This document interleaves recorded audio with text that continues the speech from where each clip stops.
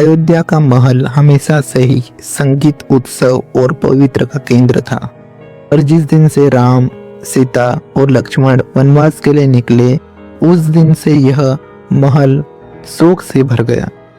हर तरफ सन्नाटा था, गलियों में जैसे हवा भी भारी हो गई हो। और इसी माहौल में महल का एक कक्ष रोशनी से जगमगा रहा था। वह था मांडवी का निवास। भरत की पत्नी मांडवी सीता की चचेरी बहन, सौम्य, शांत और अत्यंत धर्मनिष्ठ। उनका मन निर्मल था पर बुद्धि गहरी।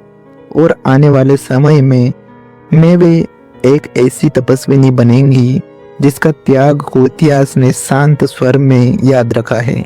जब भरत को यह समाचार मिला कि कैकेयी ने राम को वनवास भेज दिया है और स्वयं भरत को राजा बनाना चाहती है, भरत अयोध्या वापसी की ओर दौड़े। उनका हृदय गुस्से और पीड़ा से भरा था।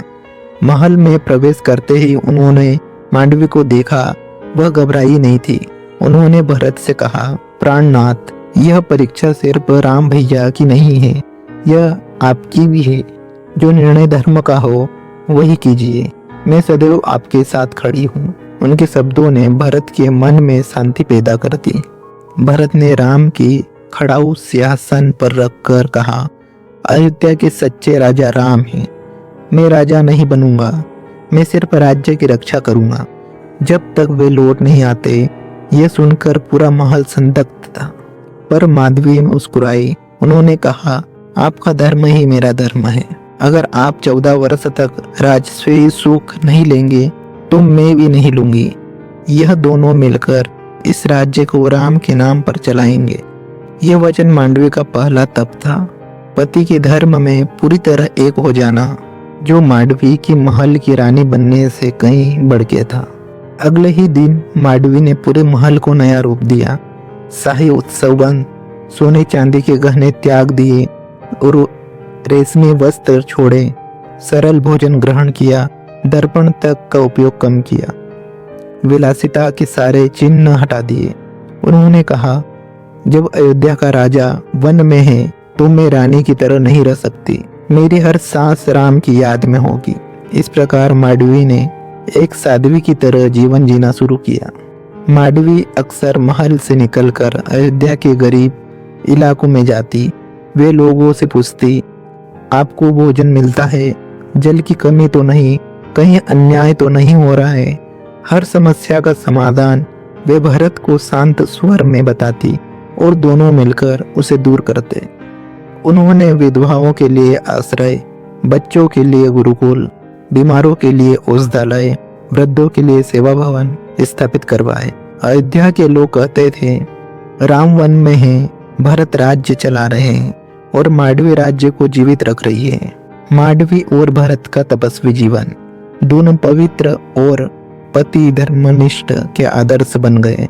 भरत घास की चटाई पर सोते, मांडवी भूमि पर। भरत फल और कंदमूल खाते, मांडवी भी वही खाती। कोई उत्सव नहीं, कोई गहना नहीं, कोई विलास नहीं, सिर्फ धर्म। 14 वर्ष तक उन्होंने अपने जीवन को वनवास जैसी स्थिति में रखा। हालांकि वे अयोध्या में थे।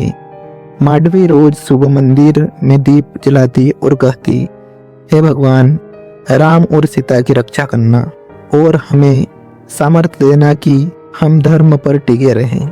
जब भरत ने नंदीग्राम में झोपड़ी बनाकर अपना निवास किया, मांडवी भी वहीं आकर रहने लगी। राजा रानी होते हुए भी वे कुटिया में रहते। मांडवी भी झोपड़ी का भोजन बनाती। मांडवी खेतों में जाकर जनता की मदद करते। लोग कहते थे, अगर राम वन में तप कर रहे हैं तो भरत और मांडवी अयोध्या में तप कर रहे हैं। इन 14 वर्षों में मांडवी ने कभी शिकायत नहीं की। उन्होंने एक बार भी यह नहीं पूछा, आपने मेरे लिए क्या सोचा है या हम क्यों सादा जीवन जी रहे हैं। उनके लिए धर्म ही सर्वोपरि था। अब श्री राम की वापसी हो रही होती है और मांडवी का चरम त्याग खत्म करने का समय आता है। 14 वर्ष पूरे हुए। अयोध्या में उत्सव की तैयारी शुरू हुई।